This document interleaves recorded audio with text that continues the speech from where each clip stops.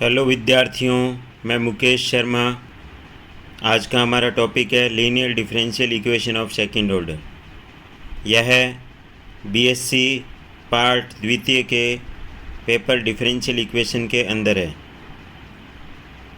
इसके ऊपर हमारा यह दूसरा लेक्चर है।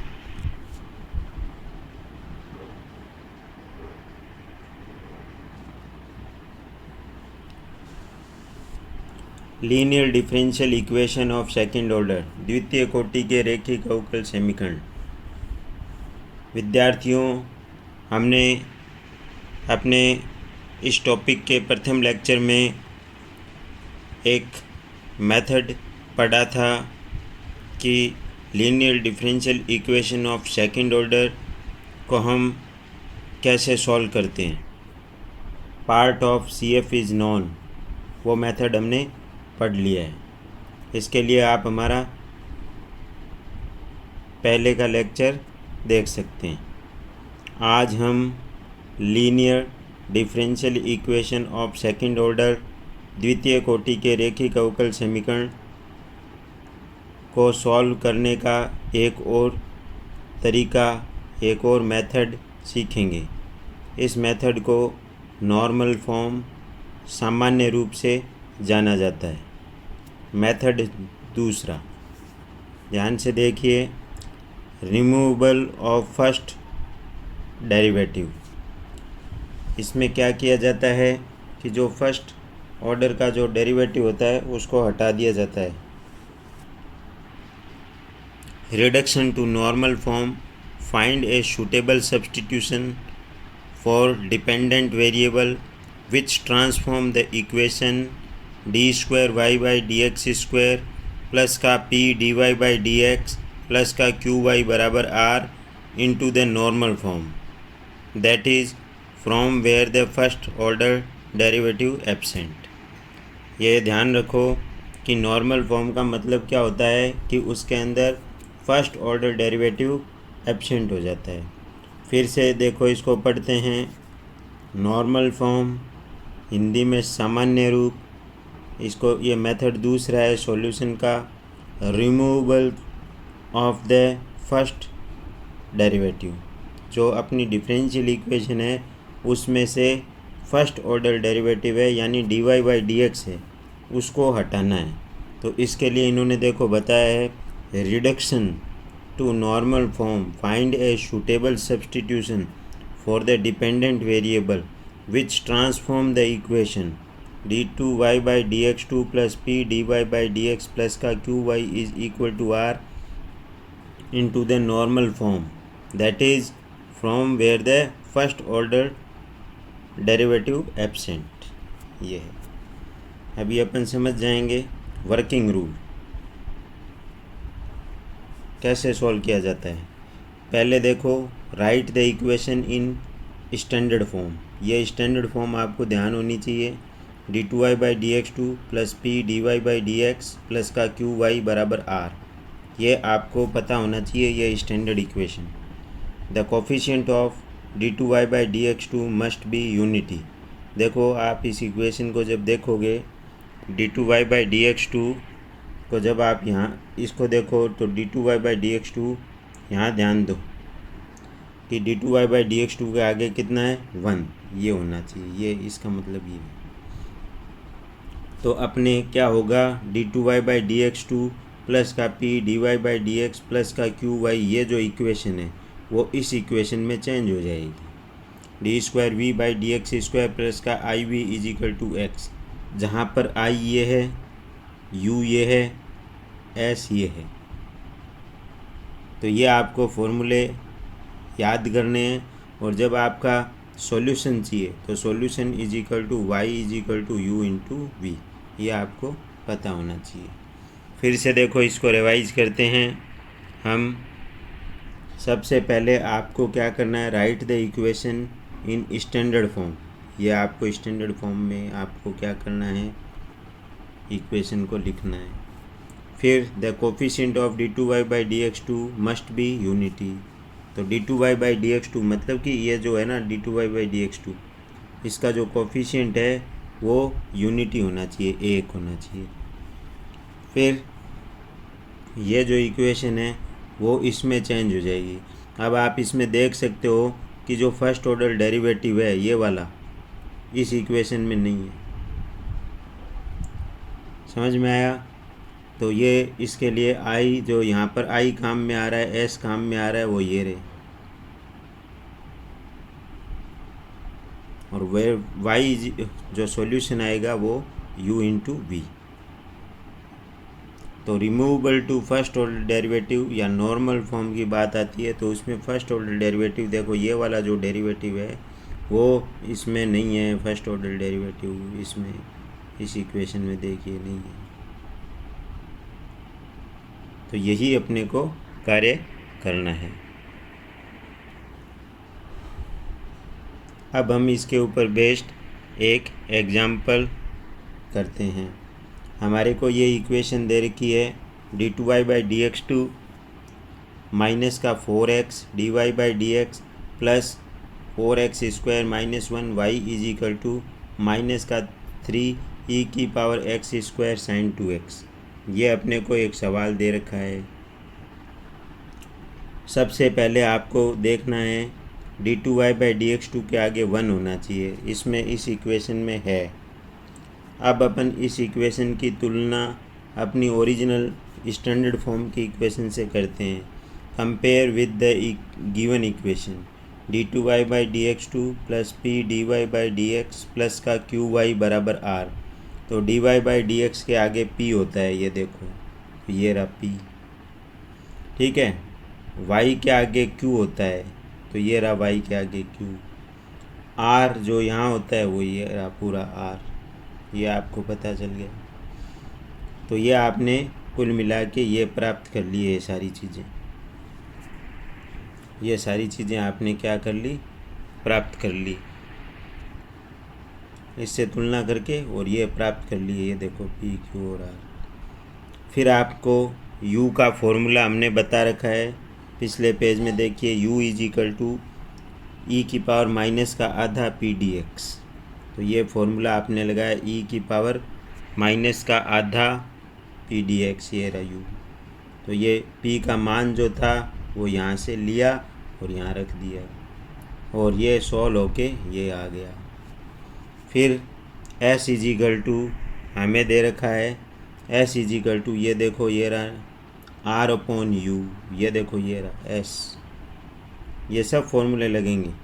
s is equal to r/u, तो ये देखो s is equal to r/u, ये फॉर्मूला लगा दिया s इज इक्वल टू, ठीक है। तो r का मान देखिए साहब ये रहा, u का मान ये रहा, ये पूरा रखा तो ये आ गया हमारे पास में। अब q i का फॉर्मूला आपको ये याद रखना है, q -1/4 p² माइनस 1/2 dp/dx, ये रहा। तो q ये रहा अपने पास में, ये रहा -1/4 p², ये रहा -1/4 p² माइनस 1/2 dp/dx। तो -1/2 dp/dx करोगे तो ये देखो p का आप डिफ्रेंशिएशन करके यहाँ रख दो, कुल मिला के ये सोल्व होके ये आ गया 1। फिर से देखिए ये formula i is equal to q -1/4 p² minus 1/2 dp/dx। तो q का मान आपके पास में ये रहा साहब, -1/4 p² माइनस 1/4 p², ये रहा आपके पास में 1/4 p² माइनस 1/2 dp/dx, ये रहा 1/2 dp/dx। कुल मिला के ये सोल्व होके आपके पास में 1 आ गया। तो ये आपको पता चल गया।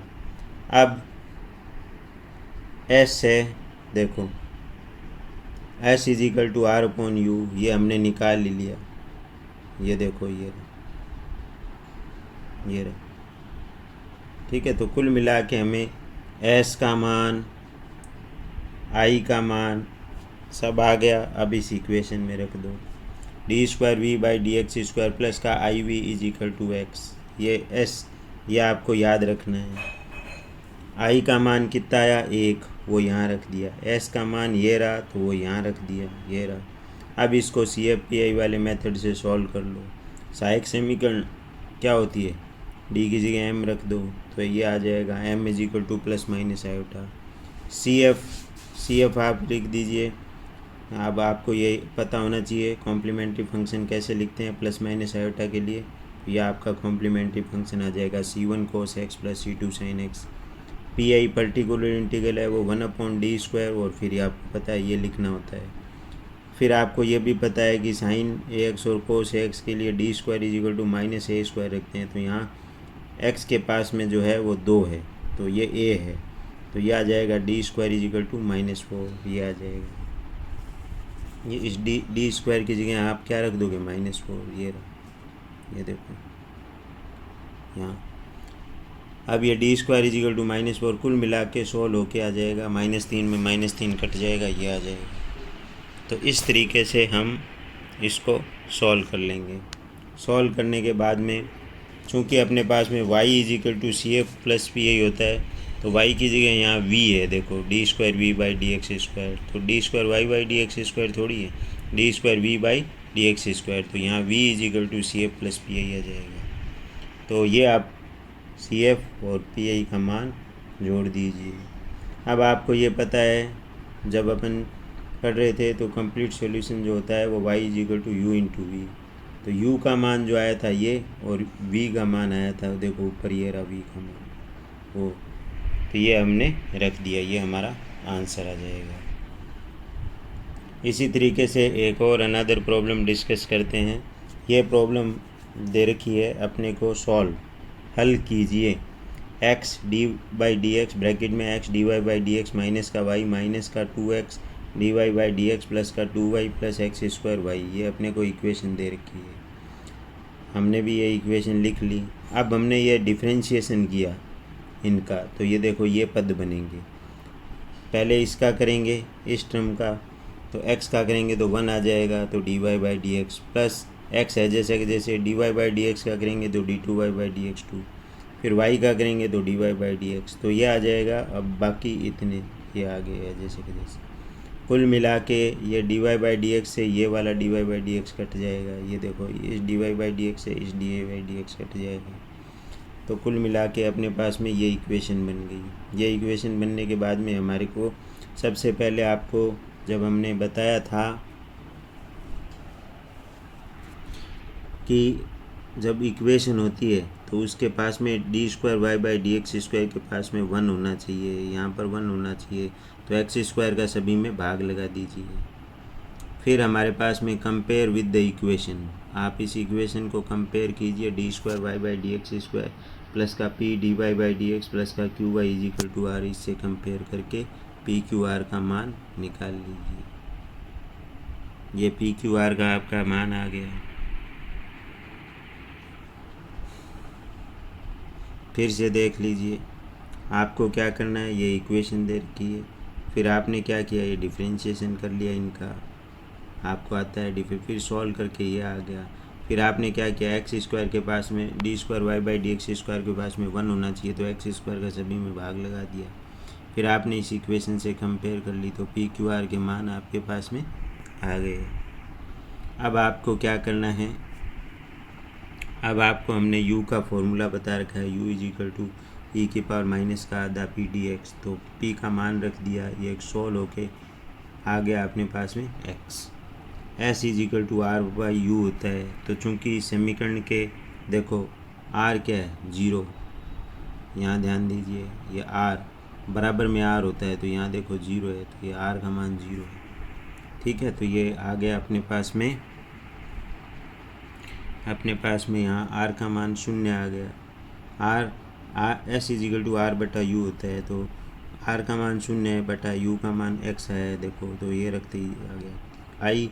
i का मान q -1/4 p² -1/2 dp/dx, इसको सॉल्व करोगे तो ये 1 आ गया। तो फिर आपको ये इक्वेशन पता होनी चाहिए, d² v/dx² प्लस का iv is equal to s, तो i का मान आप क्या करोगे, i का मान आप इसमें रख दीजिए, d² v/dx² प्लस का v, i का मान 1 रख दिया, s का मान 0। अब इस इक्वेशन को CFPI मेथड से सॉल्व कर लीजिए। तो इसमें m के मान प्लस माइनस आयोटा आए तो CF is equal to C1 cos x plus C2 sin x आ गया। ये आपको लिखने आने चाहिए। चूँकि इस समीकरण के बराबर में 0 है तो PI निकलेगा नहीं, तो V इसका सॉल्यूशन आ गया। फिर कंप्लीट सॉल्यूशन जो होता है या solution y is equal to u into v. तो चूँकि देखो u आपने ये देखो ये रहा, ये निकाल रखा है, ये रहा ऊपर देखिए x ये आ गया, और v आपके पास में ये रहा, ये सारा आ गया। तो कुल मिला के आपके पास में ये वैल्यू आ गई, y का मान आ गया। तो इस तरीके से विद्यार्थियों हम इन डिफरेंशियल इक्वेशंस को सॉल्व कर सकते हैं। प्रैक्टिस पे आप पे निर्भर है कि आप किस तरीके से इनको और सॉल्व करना चाहें तो कर सकते हैं। एग्जाम्पल्स आपको करने चाहिए, बिफोर ईयर्स के पेपर करने चाहिए। प्रैक्टिस करो तो आपके हाथ चलने लग जाएंगे।